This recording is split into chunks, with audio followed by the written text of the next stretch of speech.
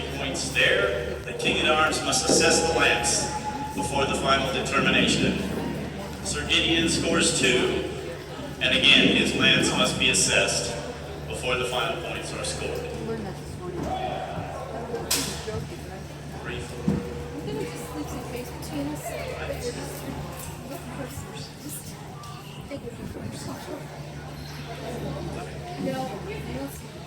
Both of them broke their lances well enough to score an extra point. 4 for Duke Adam and 3 for Sir Gideon. Getting ready for their second pass. Each of them receiving their lance, positioning their horses.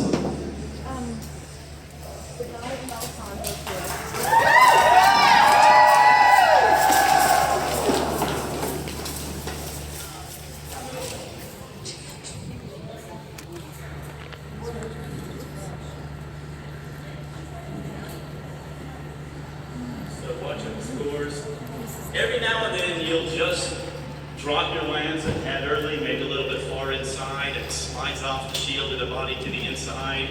And then you see, as Duke had to do, he had to whirl that lance around because suddenly it's now across the rider's body. And he didn't want to take the rider out of the neck, take him off the horse, any of that. So a lot of the day, there's a lot of people who ask, do you take me out of the saddle when you joust and try to knock them out? That's not what we're trying to do. That's a Hollywood thing, a Hollywood myth. We're demonstrating skill and accuracy with the lance. Do you have the skill and the control, not only of the horse, but of your equipment to place that lance on your opponent's smaller crotch at about 40 miles an hour? So not quite ready, we're going to rerun that one. So when I say 40 miles an hour, how do we get there? Each of these horses is running at about 20 miles an hour. So one's running at 20 and the other's running at 20. That closure rate is 40 miles an hour. So think of that, get in your car, get it up to 40 miles an hour. You're trying to put that 9-foot lance, 9 feet in front of your hand, that tip on a 12 by 14 target. Oh, but that target's going up and down as your opponent's horse is going up and down. So it's not easy. Not easy by any stretch. Riders get ready to reset. Okay. Signaling.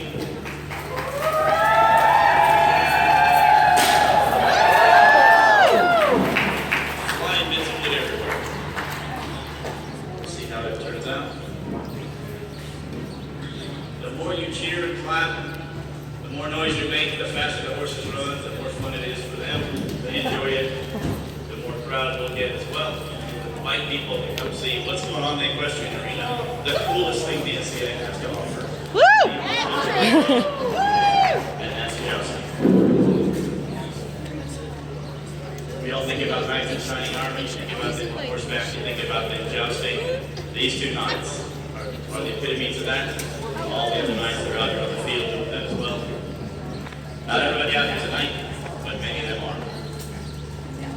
Yep, and then so they'll return to their home and reset. That's their third. Thank you. Okay, the next two up. Sir Santo Giro, running from your left against Duchess McGritter.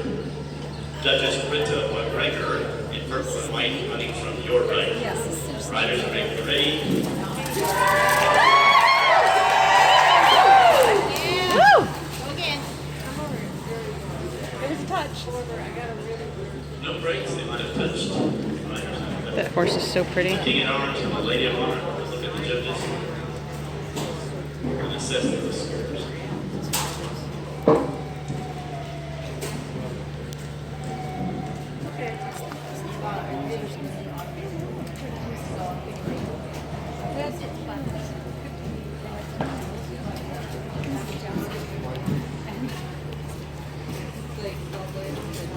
David and Brian, make ready.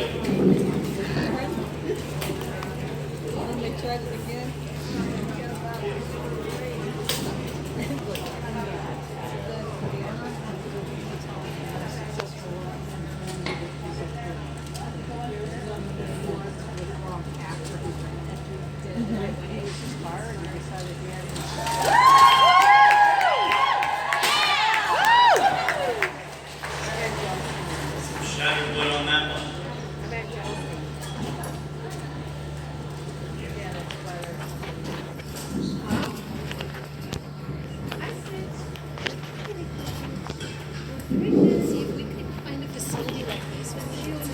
mean, not necessarily this big. It's just like.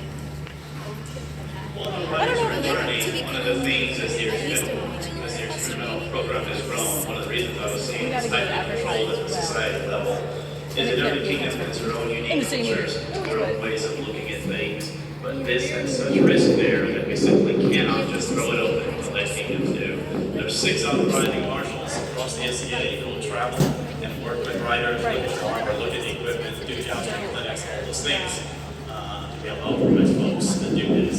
Okay, our third pass.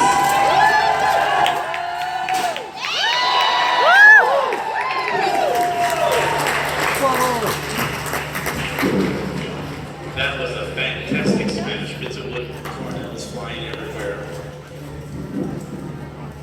What were they?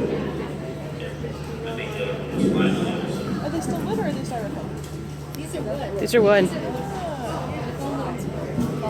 So I just used the word coronel. So Your Majesty Brian and Lord David are up. They're ready to take their place. What is a coronel? A coronel is a bit on the end of the frangible wooden tip that we replace. The coronel has 3 points on it. That's designed to grab the shield, catch, transfer that force to the wood, and shatter that plastic. If it were a war tip, it wouldn't be a coronel. It would be a single, sharp, steely point designed to kill people, kill horses, all those things. This is a joust of peace, joust of plaisance. And so we use a coronel on the end of the tips because we don't want to hurt anybody. We all want to get done right and go have a drink with our friends because we enjoy jousting. His Majesty Brian is waiting, has his lance. Lord David is receiving his and making ready. He signals.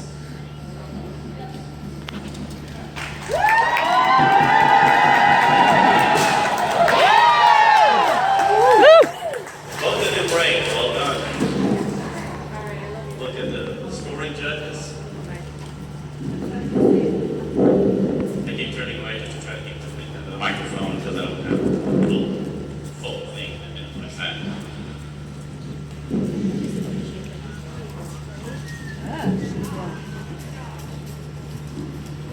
Okay, the pairing after this will be Duke Hamilton against Sir Sato. Following that will be Brian and Gideon.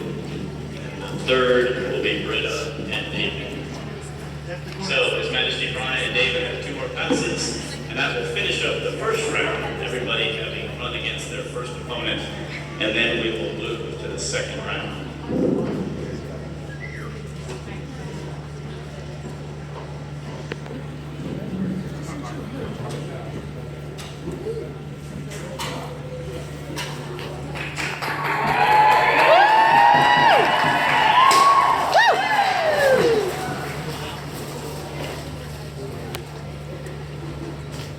One break on that.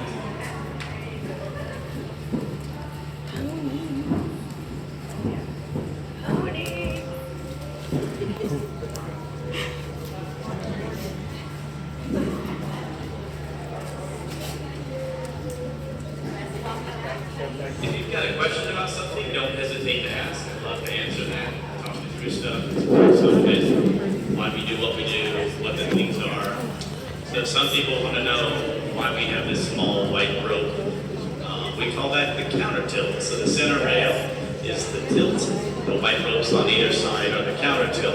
And they help the horses run straight and tighten the rail. Because one of the things you have to train your horse to do is run down against another horse and not suddenly swing out of the way.